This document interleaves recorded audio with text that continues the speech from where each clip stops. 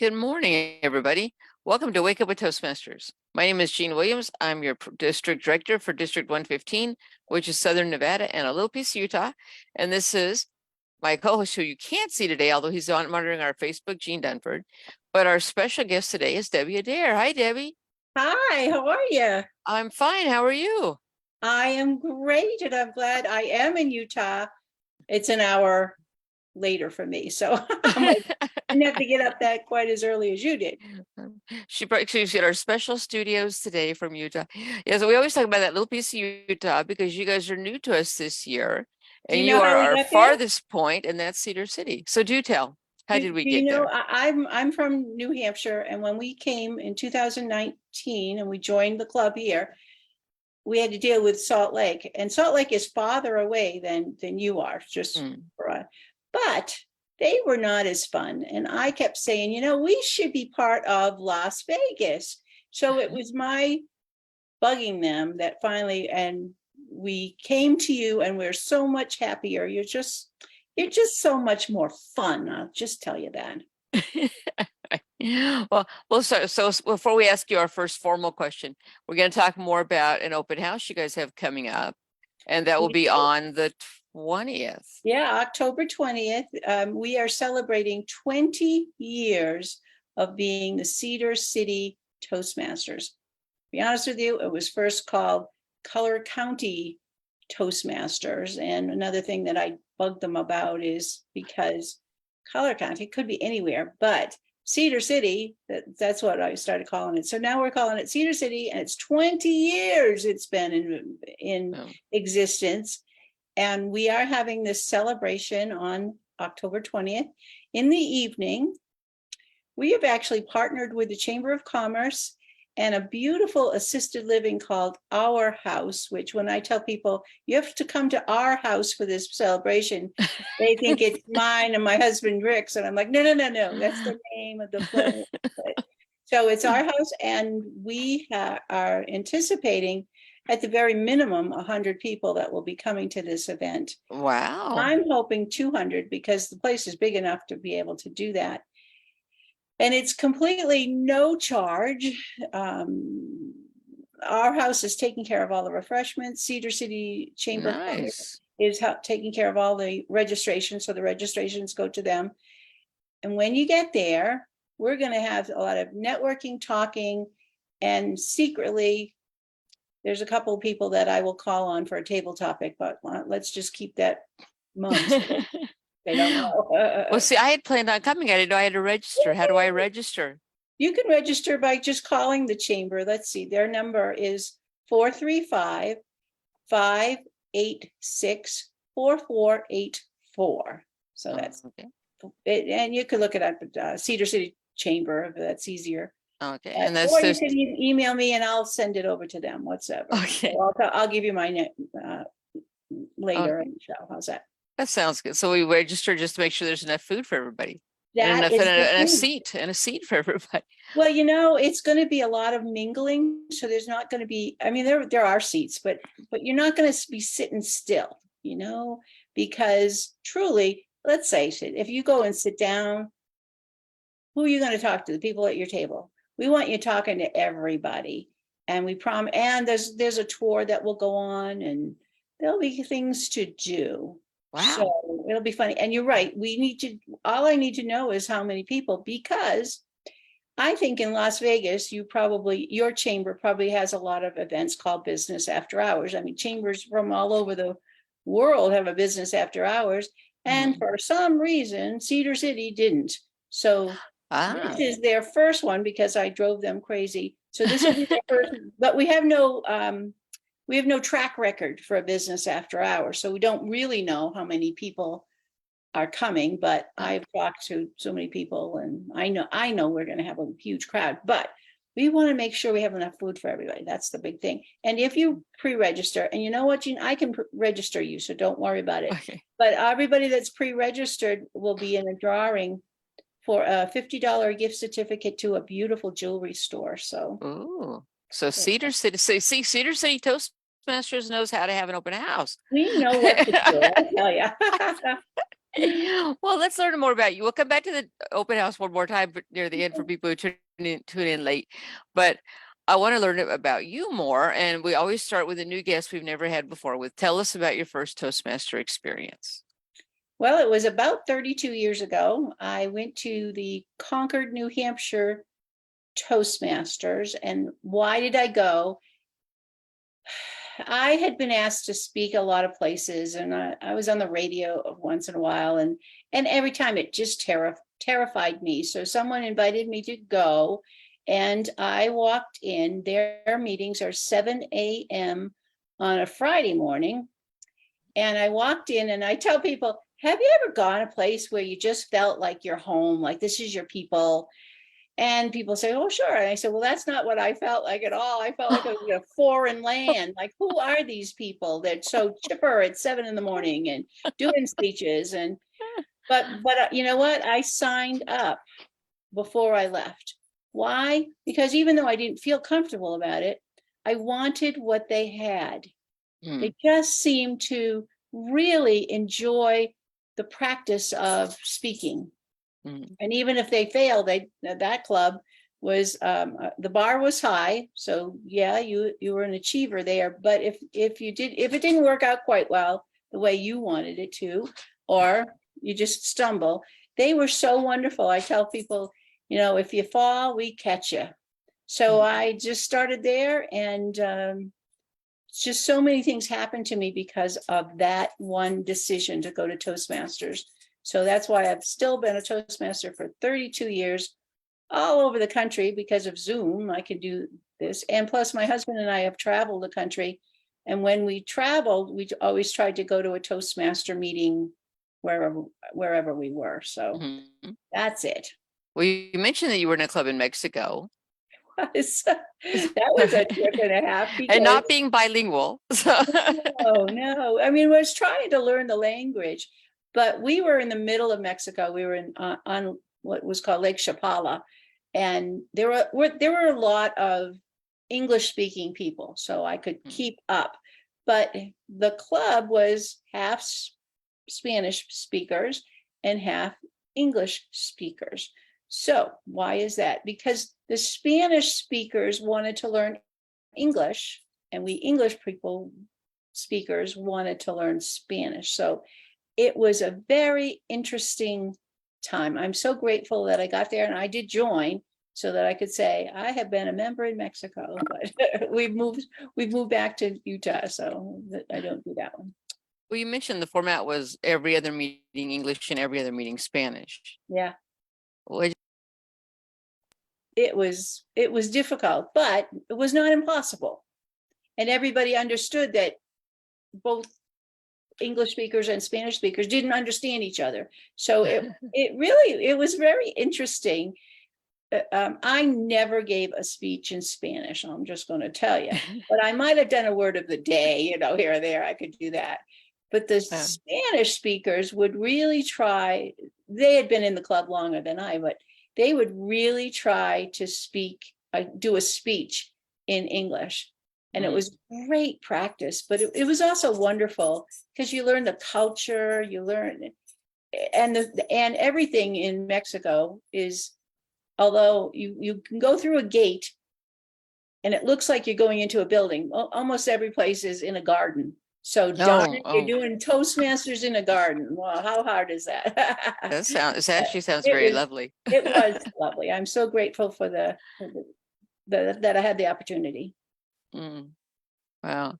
It's interesting. People talk about do they fit in with different clubs? And I've told the story that I say every club has a personality, and visit at least 3 different clubs to find the right one. But do people sometimes talk about joining the one that's uncomfortable because they see in the room people they like, I want that to be me. So, they join for that reason. That was my whole reason for joining. And as I tell people, I had a mentor that was so wonderful because I could tell her, don't let anybody call me on a table topic, because I know me. I know that I will never come back. I just knew that. It was so stressful for me. But I did the speech. Oh, I didn't do an icebreaker for over 2 months. I made myself sick on the day I was supposed to do it. So that's how bad I was. So finally I did it, and I was in what was called the legacy program, which meant I had a book. And it wasn't until speech number 6, which for me was about a year, that I finally developed what I call my rhythm. I had nothing to talk about. I just didn't know what to say. My mentor would say, well, tell something that you have an opinion on. And I'm like, I don't even have an opinion on anything. That's how bad I was. But I told a story about a crazy thing that had happened to me. Well, oddball things happen to me all the time anyway. So it wasn't like, I just thought, oh, I'll tell you about this adventure I had. I didn't necessarily think it was funny, but everybody was laughing. And I was like, what? I never had anybody laugh at anything that I said, that, or maybe they laughed behind my back. I don't know. But that particular time, I won Best Speaker of the Day. And that was the first time I'd ever done that. And this club was a big club. Again, the bar was high. So I thought to myself, really, I have all these oddball things that happen to me on a daily basis. I'll just tell another story about something odd that happened. And then the next time I did it, I won Best Speaker, and one thing led to another. And that's how I became a humorous competition. Oh. And I went, that club, that was in District 45. And District 45 is New Hampshire, Maine, and Vermont, but it's also Canada. It's Prince Edward Island, Nova Scotia, and New Brunswick. So I won. I got all the way to second place in the district on humor. And I'm thinking, what is going on here? Because I'm this quiet, shy person that never, they just had such patience with me.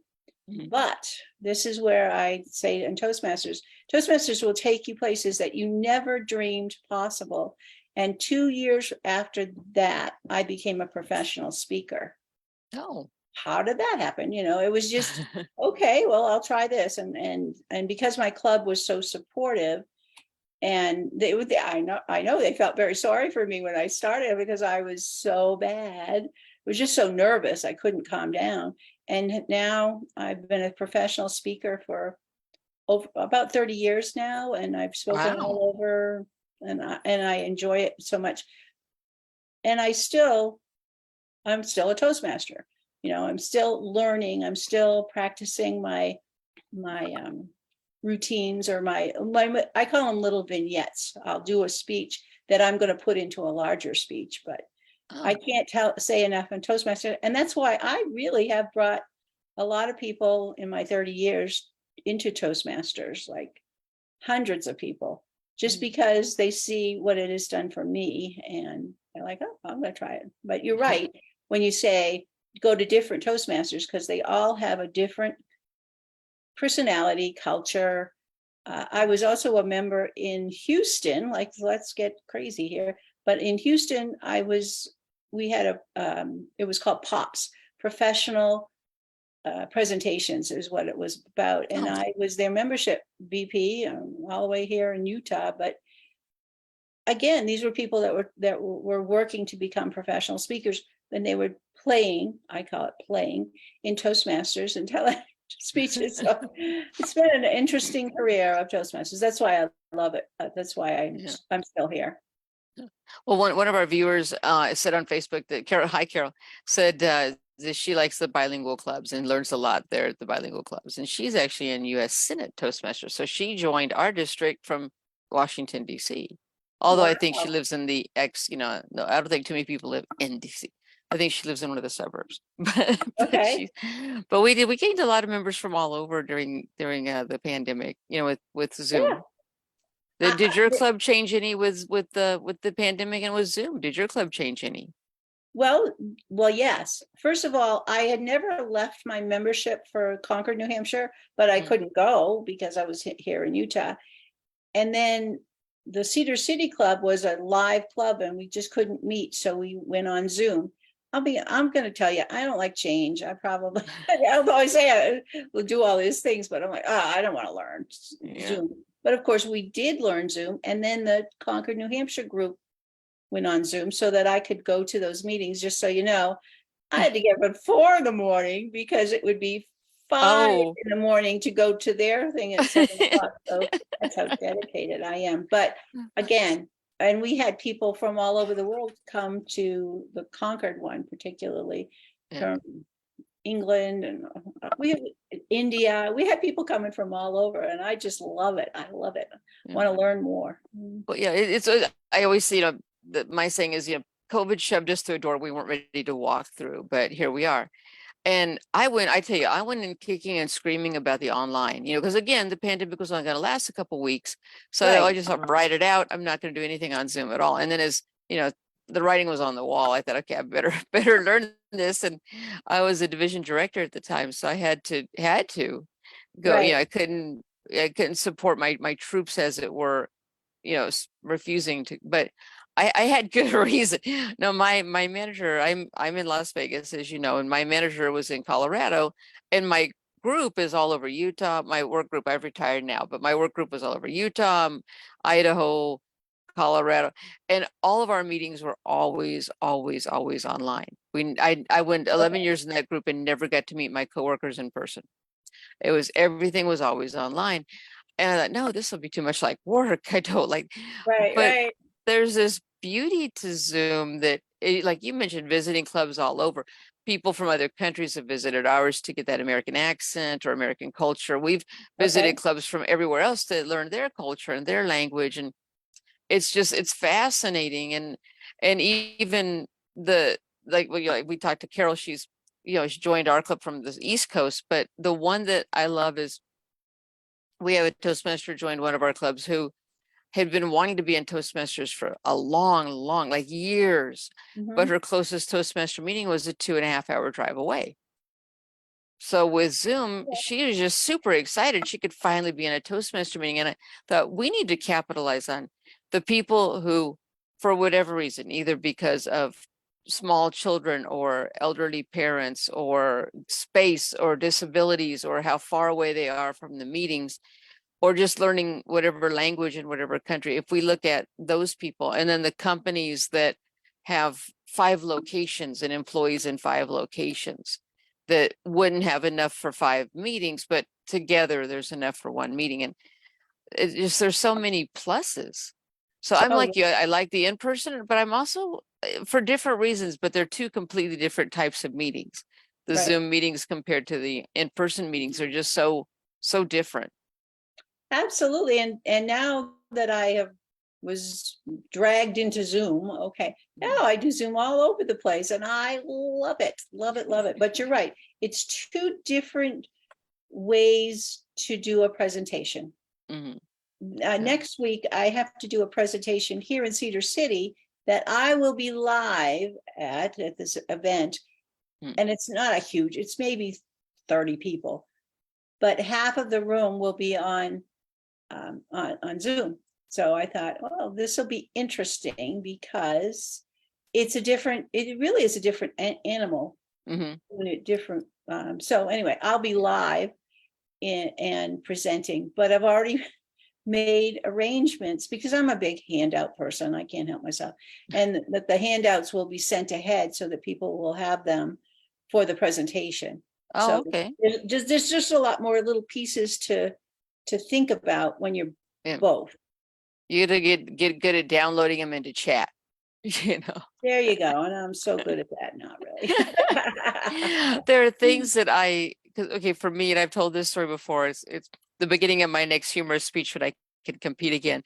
But if there's a computer between me and anybody, and this is true, this is absolutely true. Anybody who knows me will verify this.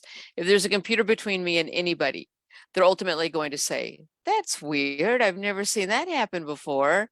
There you go. So yeah, and so the Zoom is no exception. I drove our public relations manager absolutely crazy. I was Club Growth, which uses the public relations manager quite a lot. That relationship between public relations and Club Growth is very tight.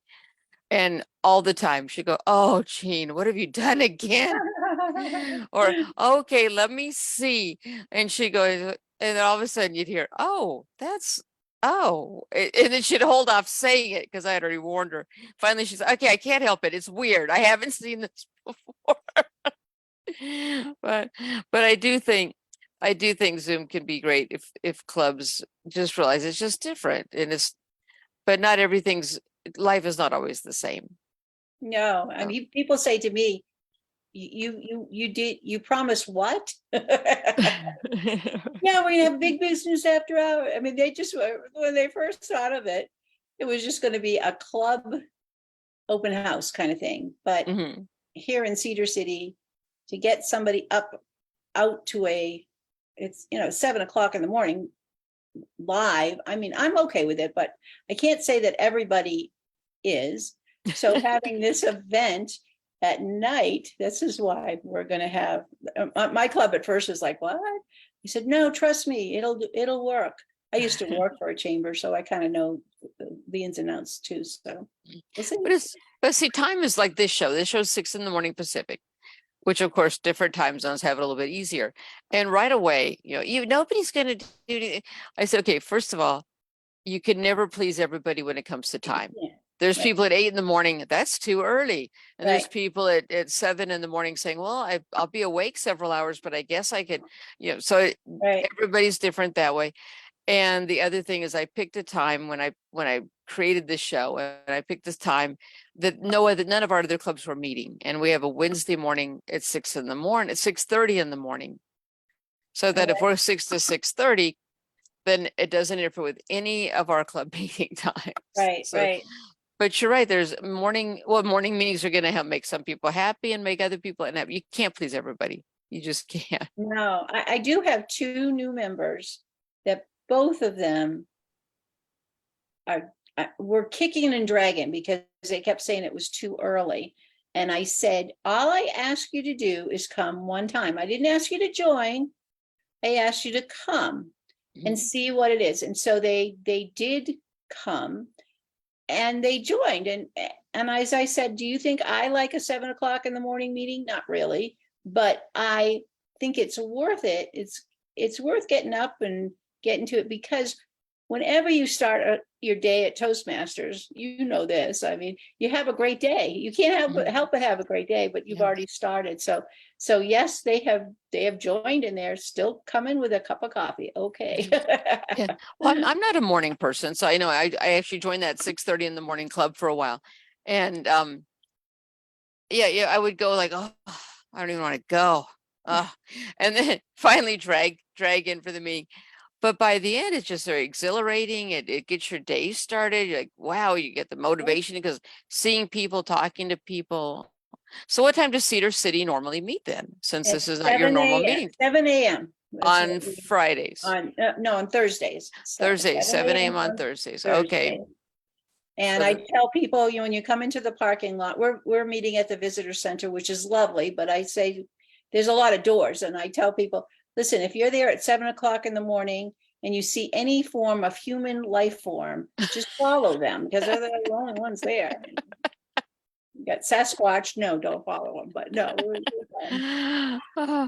But there are those meetings, like, somebody said, well, if you see people with papers, follow them, or if you walk in the room and listen for the noise and follow that, so that you're right. It's our clubs are very lively. I'd say almost all of them are. Some clubs are very, it's interesting, but because every club has a personality, there's some that are just very quiet, very calm, laid back kind of people, or maybe not laid back, but are ultra organized people who conversation isn't real organized. So they're not real conversationalists, but they're good in the meeting. And just everybody joins for different reasons. Every club has a different personality. So I've been to some clubs where when we were in person, we're looking for an in-person club, they're quiet. And then you see them on Zoom, and everybody before the meeting just sitting there like this. I know. And then there's other clubs that you walk in the building and you can hear, you just keep walking toward the sound. And when they're on Zoom, everybody's, the conversations are overlapping. Somehow on Zoom, it all works. And so, no. I'm sorry, I was waving. Like, cause you can't tell who's waving at who. So someone walks in and starts waving, and they're looking at one block, but everybody doesn't know that. So everybody's waving. Right. It's fun. It's fun. So, okay, I'll ask you some more questions. So what do you joined 30 something years ago, you're a professional speaker now. So why do you stay? You've gained all the skills you wanted to gain. Why do you stay?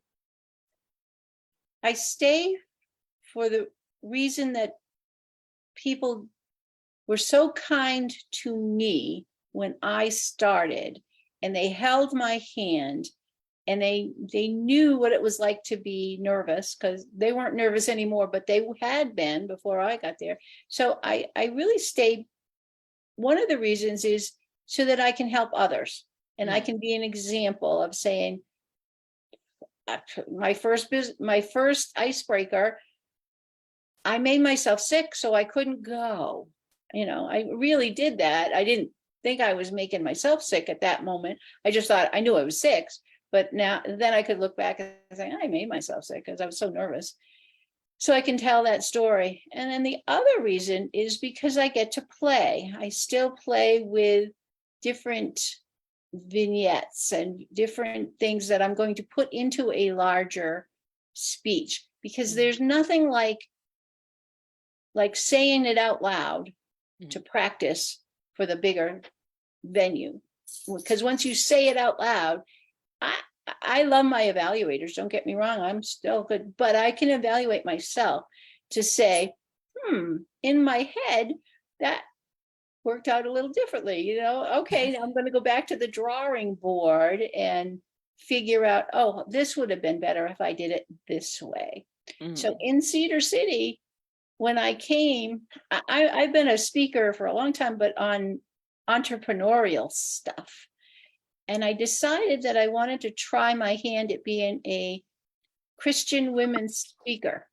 Okay, how hard's that going to be? Well, it ended up a lot harder than I thought. But I said to Cedar City, I said, I'm going to practice Christian vignettes. So you need to know this. I don't mean to, shove my religion down your throat, but this is what I'm here for, because I want to play and I want to do this on a much bigger level. And they were so kind. They were wonderful to me. And I still do. Everything I do is in Toastmasters now is to help myself in the Christian market, because I've already done it all on the business side. I don't know if that makes sense, but I will say Toastmasters, you always need to, if you're bored, reinvent yourself, have a different goal, have a different thing. So this is what I do. And my husband has also joined, and he practices the same thing. We just want to practice. They're for the bigger stage, but we get to practice them right here and have fun with them, and again laugh.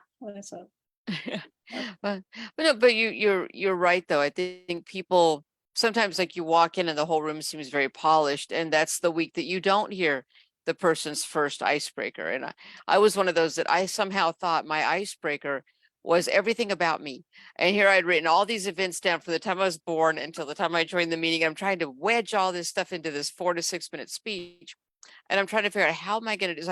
I fast as lightning just read all these points. Right. And that was my worst speech. Actually, the next speech was much better, but it was not because of my relaxation, just because I was trying to jam so much in there. And then somebody else comes and does their icebreaker about buying a used car. The whole was this little 4 to 6 minute story about buying a used car. And I thought, that's not an icebreaker. And somebody said, yes, it is. Yeah. Oh, so I didn't give it icebreaker. Not quite. Like, oh, okay. Right. But How I do you know, though?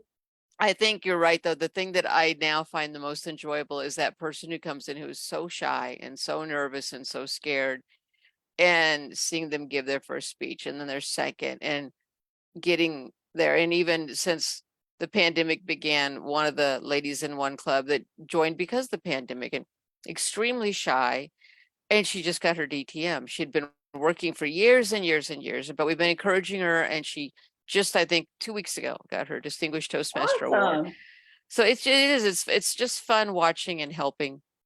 So we got 1 minute left. So we're going to recap Cedar City Toastmasters Open House, the 20th, which is this coming Thursday. Correct. And it will be at Our House Assisted Living in Cedar City. And if you want, I can send out I can send out the flyers. It has all the details on it. So my email, may I use my email? Sure. on this? It's Debbie with a Y, DEBBY at Debbie with a Y, Adair.com. So if you just send over an email, I'll send you out the flyer. And it gives you all the exact locations and everything you need to know. And it is an absolutely free event. We want to really rock the house. We only have found one charter member, and that is somebody I bet you most of you know, Jinx Dabney was the one charter member, and he will be there, and he will give a short speech. You'd like to give a longer speech, but I'm like, I've got a lot of time here. But we'll honor him because he's the only charter member we've got. That sounds fun. And will you email me the flyer, because you have my email address? And then we'll make sure the flyer also comes into the Facebook post today. That would be awesome. I'll do that right away. Thank you. Okay. And okay, so then with that, I think we are done. So see, I told you it wasn't painful. Gee, we could talk all day. Toastmasters, I will say this, Toastmasters, before I came, I couldn't open my mouth. Now I can't shut up. But see, mine was the opposite. I never had stress over talking. I knew I would go and speak, but somehow arrogantly, I didn't think other people would speak. So when they started talking, I thought, they're talking too. So that was my education. But with that, we'll end the show. If you guys see us on Facebook, like, comment, share. Thanks for the people who tuned in today. So hi, Carol, and other people who tuned in. And Gene's been watching it, and you guys can't see his block, but we can. And he's been talking to me about things that you guys are saying. We'll make sure the flyer ends up there on Facebook. And we will see everybody on Monday morning at 6 a.m. for Wake Up with Toastmasters. Thank you so much for having me. Thanks.